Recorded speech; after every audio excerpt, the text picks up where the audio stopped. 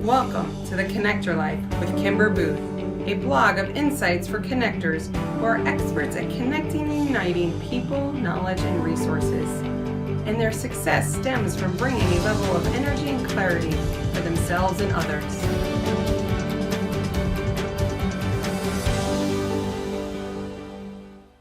This is Kimber Booth. Tonight, we're going to talk about the 10 myths of career development plans. Why don't we invest in ourselves? Do you have a personal or career development plan? I know many professionals that don't. And if you actually do have a plan, when was the last time you looked at it or even updated it?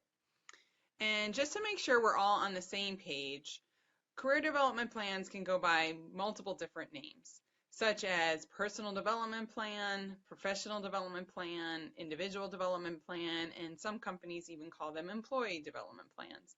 And they can be abbreviated as like PDP or CDP, etc. The purpose is the same though, and that is that it's a goal to set forth what your path is to reach your future goals or desired positions in your career. So let's jump into the 10 myths. Why don't we invest in ourselves? Number one is my manager is responsible. We hear this myth all the time. But in actuality, when it comes to career development plans, you are in the driver's seat as the employee.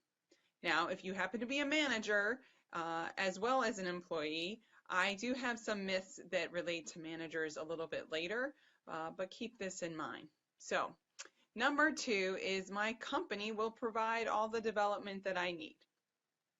Well, I do know many companies are fairly good at providing, career development, courses. Many of it is though on-the-job training work for your current role and not necessarily what you want to get for your future goals. Number three is I already have an advanced degree, or I already have a certification, or I already have a degree. The fact is, this is great and it will potentially get you in the door and get you that position, but it may not get you that promotion that you want. So you want to be a lifelong learner. It's important and things are changing all the time. Number four is I just started a new position. I agree, when you're first in a new position, you have to be pretty focused on that job itself, networking, meeting people, achieving, and getting some quick wins. But I've actually had, on a couple of occasions now, my new manager asked me on day one, so what is my next career step? I think in many cases, those managers were definitely supportive of career and wanted to help with that. But they also reminded me that it is important to start thinking about that early. Most people only spend 2 to 3 years in any one position these days. So it's important to be thinking about that fairly quickly after you start, even in a new position. Number five is I already have an annual performance review. And true, the performance review, though, is very different from a career development plan.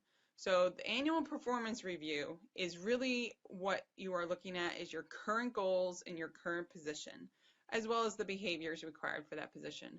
Whereas the career development plan is really looking at the future and what position you want to be in and how you're going to get there. Number six is I am focused on my current job. And that's great as well. I think that people who want to excel in their current positions, that's important just as much as getting prepared for future positions. And that can be part of your career development plan, just getting better. I also know of people, I know several people actually who want to be a career salesperson where, they don't necessarily want a new position, but in actuality, they do want to continue to grow and gain new skills and continue to learn about their environment and the changes happening in their industries. But I do want to challenge you and think bigger. You can do more. You can set your sights on higher positions and don't hold back here. This is your opportunity to think and brainstorm about that plan and how you can get there. Number 7 and 8 are very similar and they both relate to time. I don't have time. Number 7 relates to I don't have time at home in my personal life, whereas number 8 is I don't have time at work. So let's talk about those. So personal time. We are very busy these days, and I don't suggest you take a lot of time away from your other parts of your life. I want everybody to have a balanced life. But I bet there's a way that you just tweak in a little bit of development or some activities along the way. So things you can do virtually, online courses, TED Talks, Audible books, things like that are things that you could probably fit in your personal time, on your way to work, on your way home, while you're exercising. You have lots of options. When it comes to I don't have time at work, I think that's just an important conversation you need to have with your employer, your boss. It's really a team effort. As you move up in your career, or even early on in your career, your development should be just as important to you in addition to your manager in your department. Employee engagement is vital, and the only way you're going to grow and help your company more is if you're given that time. So I would definitely have that conversation openly and decide what is the appropriate number of days that you can take, or is there another way that you can maybe make that up. Number 9 is it costs too much. And, I think there's definitely programs and courses out there that are very expensive. Getting a degree is not inexpensive, but it is an investment in your future. And at the end of the day, this will increase and provide you a return on that investment. It will give you the opportunity to get raises, promotions, bonuses to allow you to recoup that investment. And at the end of the day, usually this investment and the time you're spending on your own engagement makes you feel more energized. So you're going to enjoy your work better and be more successful. So I also think there's a lot of lower cost options available. I mean, I mentioned some before, some online courses, Audible books, things like that. There's a lot of different ways and methods that you can put into your own career development plan that aren't, really big, long, huge, expensive university courses. And then finally, number 10, it is I already have one. So I already have a career development plan. Well, that's great. I'm very happy that you have one. So my question to you is, when was the last time you updated it? When have you looked at it? When have you looked at your action plan and updated or added to this?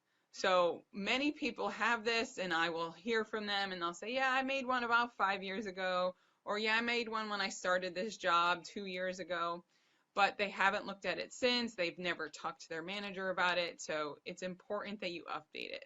So there you are. Those are the 10 myths of career development plans and why people don't invest in them themselves. So I mentioned I do want to talk a little bit, share some insights around the myths that plague managers. And that is, number 1, the employee is responsible. Well, wait a second, Kimber. Didn't you just tell me that that was the myth related to employees?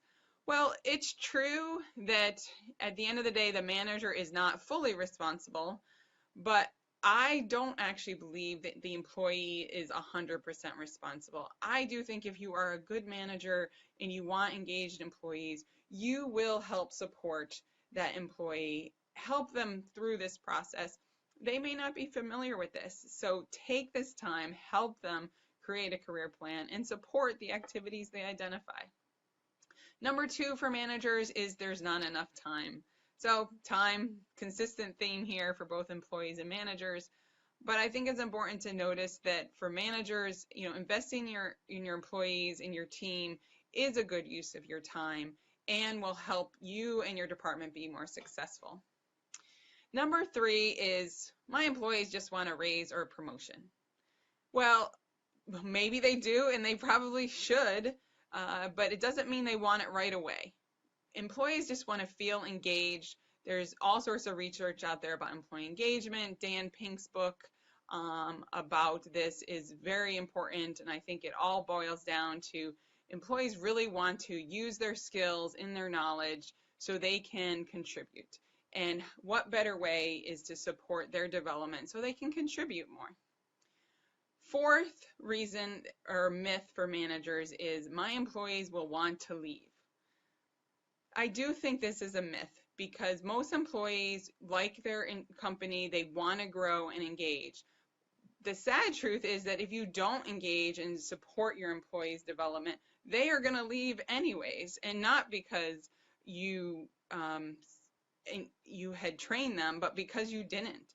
So keep that in mind and consider that, helping to support your employee and giving them opportunities to move into new roles and contribute in other ways to your organization will benefit you, the employee, and your organization. And number 5 is managers feel they need to focus only on their high achievers in terms of career development. And I think that is a huge miss. People perform in different ways and have different priorities. And I often see that, employees who are maybe less extroverted, less forthcoming, maybe they're afraid to ask for things. Managers may ignore them or not pay them as much attention. But if you can tap into that, I find that's the key. Actually, that's a good word for it. That is like untapped potential many times.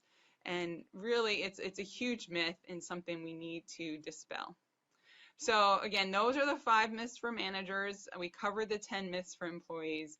I do want to leave you with my favorite quote, which is by Ralph Waldo Emerson, that I actually have right in my office, and that is, unless you try something beyond what you have already mastered, you will never grow.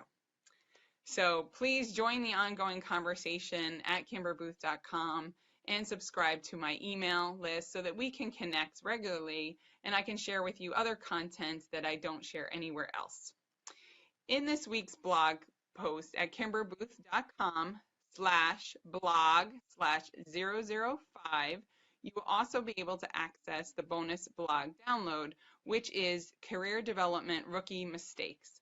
These are the common mistakes that I see people make related to their growth and career plans that you can avoid to excel your success. So now it's your turn. Identify one myth that is holding you back from investing in yourself. Share that myth and what action you're going to take in the comments section at kimberbooth.com/blog/005. Be bold, be a connector, and excel your life. Invest in your career development. Thank you so much for listening to The Connector Life.